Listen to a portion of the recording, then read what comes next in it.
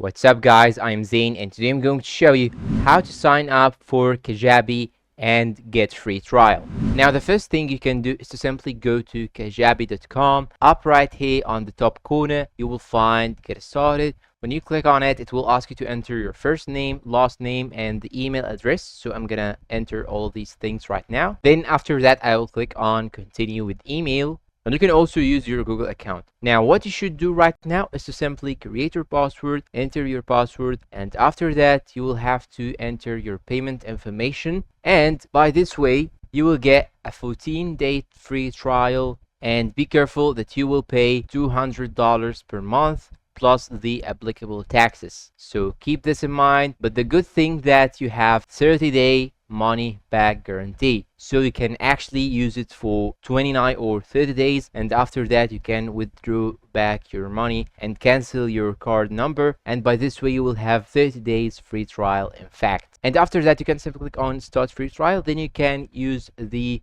website freely without any problem. And that's all for today. If you find this video helpful, please don't forget to support us with like, subscribe, comment, share, and see you guys in a new video.